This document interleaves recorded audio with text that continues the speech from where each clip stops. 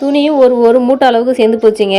சரி வேறு வழியே இல்லாமல் நான் தான் இன்றைக்கி துவைக்கிற மாதிரி ஆயிடுச்சு. ஊற வச்சு துணி துவைச்சிட்டு இருந்தாங்க. நான் வந்து பார்த்திங்கன்னா எப்பயுமே இந்த சர்ஃப் எக்ஸல் சோப்பு தான் யூஸ் பண்ணுவேன். அது யூஸ் பண்ணும்போது பார்த்திங்கன்னா நல்லா நுர வரும், நல்லா அழுக்கு போகுங்க. ஆனால் எனக்கு வந்து பார்த்திங்கன்னா அந்த சோப்பு கைக்கு செட்டே ஆகிறதில்ல. துவைச்சி முடிச்சதுக்கப்புறம் கையில் எரிச்சல், அந்த தோல் உரியிற பிரச்சனைலாம் இருக்குது. நீங்கள் எந்த சோப்பு யூஸ் பண்ணுறீங்கன்னு சொல்லுங்கள், எந்த சோப்பு பெஸ்ட்டாக இருக்குன்னு சொல்லுங்கள், நான் ட்ரை பண்ணி பார்க்குறேன். இந்த துணியெல்லாம் துவைச்சி காய வச்சு ஒரு 10 நிமிஷம் கூட ஆகலாங்க. பயங்கர மழைங்க, காய வச்ச துணியை கூட எடுக்க முடியல. சத நனைஞ்சிட்டேன். ஒரு 2-3 துணி தான் எடுத்தேன். சரி அப்புறம் மீதியெல்லாம் அப்புறம் எடுத்துடலான்னு சொல்லி வந்துட்டாங்க.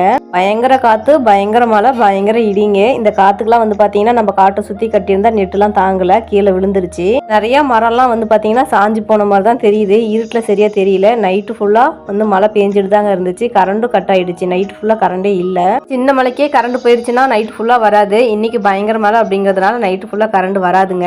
அங்கே எப்படி மழை அதிகமாக கம்மியான்னு சொல்லிட்டு கமெண்ட் பாக்ஸில் கமெண்ட் பண்ணுங்கள்.